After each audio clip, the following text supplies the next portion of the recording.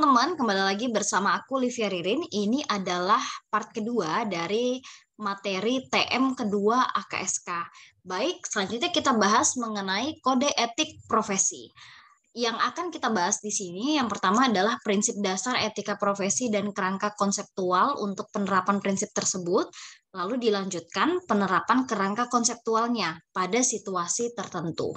Oke, nah pertanyaan yang pertama adalah perlukah etika bagi profesi? Kenapa sih etika itu penting bagi profesi? Jadi teman-teman, masyarakat kita itu telah menaruh kepercayaan pada profesi, di mana seorang profesional ini diharapkan dapat bertingkah laku pada level yang lebih tinggi dibandingkan anggota masyarakat lainnya.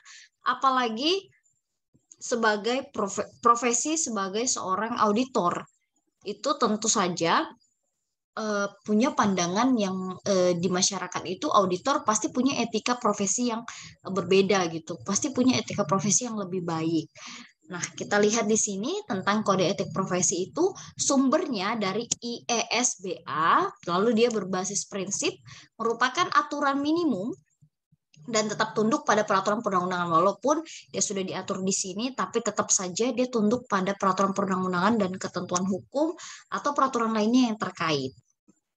Nah, kita lihat ini adalah macam-macam kode etik profesi bagi seorang auditor. Yang pertama ini ada integritas. Integritas ini bersikap lurus dan jujur dalam semua hubungan profesional dan bisnis. Jadi seorang auditor tentu saja harus berintegritas. Yang kedua, ini adalah objektivitas, artinya tidak bias, tidak terjadi benturan kepentingan atau pengaruh dari pihak lain sehingga tidak akan mempengaruhi pertimbangan profesional seorang auditor. Jadi harus objektif dalam memberikan pendapat atau dalam memberikan opini gitu. Lalu yang ketiga di sini ada kompetensi profesional dan kehati-hatian. Ini menjaga kompetensi dan keahlian pada tingkat yang dibutuhkan sesuai dengan kondisi praktik, peraturan dan teknik terkini. Kompetensi dan keahlian ini diperoleh oleh seorang auditor melalui PPL tadi.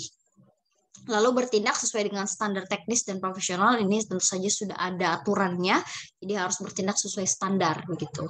Nah, yang keempat ini adalah harus tentu saja punya kerahasiaan. Kerahasiaan ini adalah menjaga kerahasiaan informasi klien yang diperoleh dalam memberikan jasa profesional, kecuali undang-undang mengecualikannya. Biasanya kalau undang-undang mengecualikan itu kalau ada kasus misalnya harus dibuka informasinya, itu baru boleh gitu. Tapi di luar dari itu, dia tidak boleh menggunakan informasi yang diperoleh itu untuk kepentingan pribadi ataupun kepentingan pihak lain. Jadi tidak boleh. Yang terakhir adalah yang kelima, ini perilaku profesional. Seorang auditor wajib untuk taat terhadap peraturan perundang-undangan dan tidak melakukan perbuatan yang dapat merugikan nama baik profesi. Jadi harus berlaku profesional sesuai dengan profesinya sebagai seorang auditor, sehingga nama baik profesi auditor akan selalu terjaga begitu. Nah, yang kita akan bahas selanjutnya ini adalah prinsip dasar etika profesi dan kerangka konseptual. Kita lihat dulu pendekatan kerangka konseptualnya. Pendekatan kerangka konseptual ini melalui ancaman dan pencegahan, jadi membutuhkan pertimbangan aktif atas berbagai isu, menetapkan prinsip-prinsip dasar, dapat ditetapkan dalam kondisi yang berbeda-beda, lalu responsif terhadap perubahan yang cepat, dan lebih mengutamakan pertimbangan profesional dibanding aturan yang rigid. Jadi seorang auditor itu sudah punya yang namanya professional judgment. Jadi dia sudah punya penilaian tersendiri kalau seorang auditor gitu. Nah, ini ancamannya. Yang pertama ada ancaman kepentingan pribadi, lalu ada ancaman telaah pribadi, ancaman advokasi, kedekatan dan intimidasi. Kita lihat satu-satu. Kalau ancaman kepentingan pribadi ini terkait dengan kepentingan keuangan. Dia akan mempengaruhi pertimbangan atau perilaku seorang akuntan publik itu secara tidak layak kalau ada kepentingan di dalamnya. Nah, ancaman telaah pribadi ini adalah ketika seorang akuntan publik atau auditor tidak dapat sepenuhnya melakukan evaluasi atas pertimbangan yang dilakukan. Jadi dia telaah secara pribadi, telaah sendiri gitu. Lalu ada ancaman advokasi. Ini ketika akuntan publik itu hendak mempromosikan posisi organisasi tempatnya bekerja sampai di mana ada titik di mana dia akan mengurangi objektivitasnya sebagai seorang auditor. Lalu ada ancaman kedekatan. Ini misalnya dia seorang auditor ini terlalu bersimpati atau terlalu dekat dengan kliennya atau organisasi sehingga dia terlalu mudah nantinya menerima pekerjaan karena hubungan dekat mereka yang sudah berlangsung lama. Ini juga menjadi ancaman. Lalu ada ancaman intimidasi. Ini ketika seorang auditor itu mendapatkan tekanan yang nyata sehingga dia akan mempengaruhi penilaiannya itu secara tidak layak dan tidak sepantasnya. Jadi penilaian sudah tidak objektif lagi kalau ada ancaman ini. Nah, akan ada pencegahan. Nah, yang paling mudah pencegahan itu tentu saja dilakukan melihat dari undang-undang. Jadi dilihat dulu nih kembali ke undang-undang atau peraturan-peraturan yang ada. Kalau sudah diatur, nanti itu adalah menjadi pencegahannya. Lalu yang kedua itu dalam lingkungan kerja ini melalui sistem pengendalian mutu atau SPM. Oke. Nah, terkait dengan larangan ini adalah ketika pencegahan ini sudah tidak dapat mengatasi ancaman-ancaman ini, maka akan ada larangan bagi seorang auditor untuk menerima perikatan dengan klien. Jadi akan say no pada klien untuk perikatan tersebut. Jadi melempar ke auditor lain yang sekiranya tidak ada ancaman di dalam perikatan auditor lain itu. Oke, yang selanjutnya ini adalah bagian ketiga, kita akan bahas mengenai akuntan profesional. Jadi kita bahas mulai dari penunjukan profesional hingga objektivitas semua jasanya. Kita bahas satu-satu. Nah, penunjukan profesional ini adalah penerimaan klien perikatan yang berulang.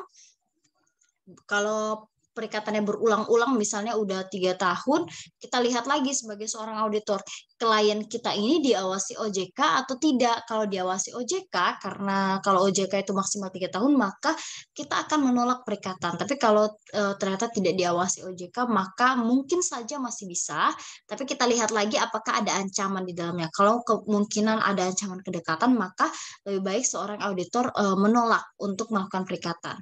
Lalu untuk penerimaan perikatan ini, untuk perikatan yang pertama kali, seorang auditor tentu harus memperhatikan kompetensi yang dimiliki, lalu tidak diperkenankan melaksanakan perikatan yang sama yang telah dilakukan oleh praktisi lain sebelumnya. Jadi tidak boleh saling mendahului antar auditor begitu. Lalu ada perubahan dalam penunjukan, misalnya saya sebagai auditor A ini menggantikan seorang auditor B begitu. Maka saya A dan B ini harus melakukan komunikasi. Jadi antara praktisi atau auditor pengganti dengan praktisi atau auditor pendahulu harus melakukan komunikasi. Nah, prinsip kerahasiaan oleh auditor pendahulu atau si B ini harus tetap menjaga kerahasiaan informasi terhadap kliennya karena informasi tersebut adalah bersifat rahasia begitu. Itu adalah kode etik bagi seorang auditor. Lalu tentu saja kalau ada perubahan penunjukan ini butuh persetujuan dari klien. Nah, selanjutnya ini ada konflik of interest atau benturan kepentingan. Ancamannya akan ada persaingan secara langsung antara auditor dengan klien. Kerjasama usaha atau kerjasama sejenis lainnya dengan pesaing utamanya adalah klien. Pemberian jasa profesional untuk klien-klien yang berkepentingannya ternyata saling berbenturan atau klien-klien yang saling berselisih. Ini misalnya saya auditor itu punya ada klien A dan klien B gitu. Ternyata klien A dan klien B ini punya benturan kepentingan gitu, saling distract gitu satu sama lain. Lalu ternyata saya auditornya di antara mereka ini. Jadi saya harus akan ada konflik of interest dan jadi saya harus waspada gitu karena ada ancaman. Nah, ini pencegahannya. Tentu saja pencegahan utamanya adalah pengungkapan kepada klien dan dengan persetujuan dari klien. Jadi mengungkapkan kepada klien terkait ancaman-ancaman yang kita hadapi sebagai seorang auditor. Ada juga pencegahan tambahannya, ini menggunakan tim perikatan yang terpisah untuk klien-klien yang kepentingannya saling berbenturan, lalu menetapkan prosedur untuk mencegah akses informasi oleh pihak yang tidak berhak, lalu penetapan prosedur atas keamanan dan kerahasiaan data, lalu penggunaan perjanjian kerahasiaan yang ditandatangani oleh setiap rekan dan staf KAP atau jaringan KAP. Jaringan KAP ini berarti tadi OIA ya. Lalu ada penelaahan secara berkala atas penerapan pencegahan oleh pejabat senior KAP atau jaringan KAP yang tidak terlibat dalam perikatan. Nah, ini pendapat kedua, ini ancamannya adalah ketika ada auditor yang A, nah ada auditor B, ini ternyata tentu saja akan ada ancaman faktanya tidak sama, lalu buktinya tidak memadai. Pencegahannya adalah yang pertama, meminta persetujuan dari klien untuk menghubungi praktisi yang memberikan pendapat pertama. Menghubungi atau melakukan komunikasi dengan auditor yang pertama yang memberikan pendapat pertama terkait pendapatnya. Lalu yang kedua adalah menjelaskan mengenai keterbatasan pendapat yang diberikan kepada klien. Lalu yang ketiga adalah memberikan salinan pendapat kepada praktisi yang memberikan pendapat pertama. Jadi saling bertukar gitu, bertukar pendapat begitu.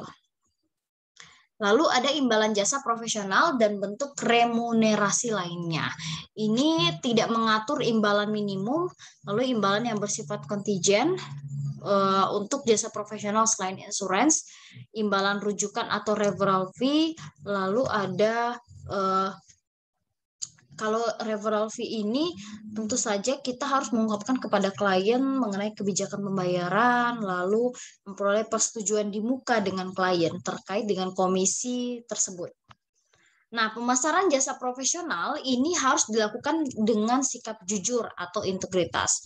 Tidak boleh nih mendiskreditkan profesi, kemudian membuat pernyataan yang berlebihan terkait dengan jasa profesi yang diberikan, atau memberikan pernyataan berlebihan terkait dengan kualifikasi yang dimiliki, atau mungkin pengalaman yang diperoleh, atau bahkan membuat pernyataan yang merendahkan atau melakukan perbandingan dengan pekerjaan atau KAP atau AP lain begitu. Nah, ini jika tidak jelas, konsultasi dengan organisasi profesi juga adalah dilarang begitu. Lalu ada penerimaan hadiah atau bentuk keramah-tamahan lainnya. Sebenarnya ini diperbolehkan, tapi ada jikanya di sini, ada tapinya. Jika pemberian tersebut disimpulkan oleh pihak ketiga atau orang yang melihat pada saat pemberian tersebut adalah pemberian yang secara jelas tidak signifikan. Misalnya nih, saya melakukan rapat lalu ada kue rapat gitu, ada kue rapatnya.